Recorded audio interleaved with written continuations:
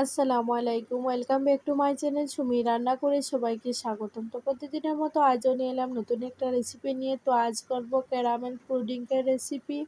তো ভিডিওটা না কেটে সম্পূর্ণ দেখার তো এই ক্যারামেলের পুডিংটি একদম নরম তুলতুলে হবে, দেখলে বুঝতেই পারবে না এটা সামান্য কিছু উপকরণ দিয়ে কিন্তু তৈরি করা হয়েছে।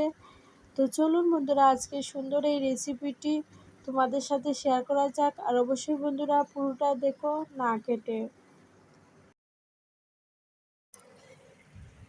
তো প্রথমে আমি ক্যারামেলটা তৈরি করে নেব। তো এখানে কিছু চিনি নিয়ে নিলাম আর 2 চামচের মতো জল নিয়ে খুব ভালো করে নাড়াচাড়া করে এটাকে ফুটিয়ে ওঠার আগ পর্যন্ত খুব সুন্দরভাবে নাড়াচাড়া করে একটা ক্যারামেল তৈরি করে নিলাম। তো এদিকে লক্ষ্য রাখতে হবে ক্যারামেলটি পুড়ে গেলে কিন্তু তিতা তিতা ভাব লাগবে। তো যে বাটিতে আমি ক্যারামেল পুডিংটি তৈরি করব সেই বাটিতে আমি এই ক্যারামেলটি ঢেলে নিলাম। তারপর খুব সুন্দরভাবে এটাকে নাড়াচাড়া করে একটু সুন্দর করে নিলাম।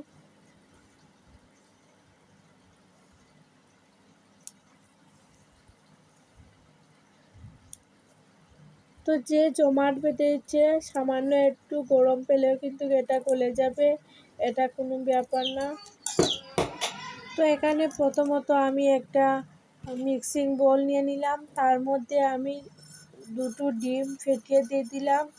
তো একদম নর্মাল টেম্পারেচারে ডিমটা নিতে হবে। তো এখানে আমি একদম লোকাল ডিমটা নিয়ে নিয়েছি এই ক্যারামেলের জন্য, হাতের কাছে ছিল তাই নিয়ে নিলাম। তারপর দিয়ে দিলাম 2 কাপ পরিমাণ চিনি, দিয়ে খুব ভালো করে এটাকে নাড়াচাড়া করে নেব। আর সামান্য একটু এলাচের দানাও দিয়ে দিলাম, এতে খুব সুন্দর একটা ফ্লেভার আসবে। খুব ভালো করে এটাকে ফেটিয়ে নিতে হবে, যতক্ষণ না পর্যন্ত চিনিটা খুব সুন্দরভাবে গলে যাচ্ছে ততক্ষণ পর্যন্ত এটাকে ফেটিয়ে নিতে হবে।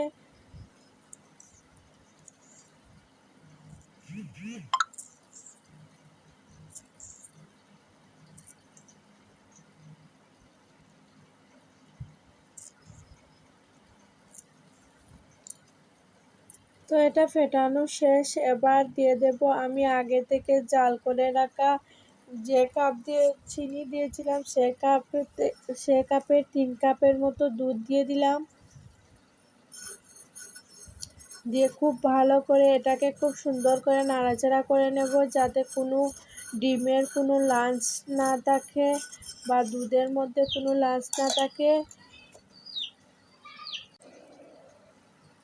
এবার এই সবগুলি উপকরণ আমি একটা ছাঁকনির সাহায্যে ছেঁকে নেব। যে বাটিতে আমি ক্যারামেলটি ঢেলে রেখেছিলাম সেই বাটিতে সরাসরি কিন্তু দিয়ে দেব।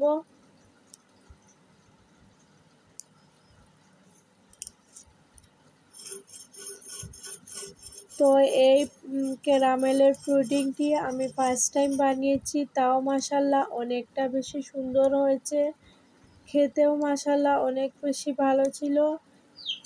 তো তো এটাকে আমি গ্যাসের মধ্যে একটা কড়াইতে বেশ পরিমাণে জল দিয়ে একটা স্ট্যানারের মতো দিয়ে কিন্তু এটাকে যতক্ষণ না পর্যন্ত এই কেকটা রেডি হবে ততক্ষণ পর্যন্ত একটু জাল করে নেব।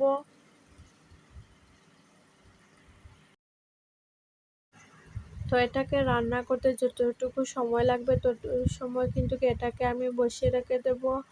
তো একটা কাঠি দিয়ে তো ক্যারামেল পুডিং রেসিপিটি একদম রেডি।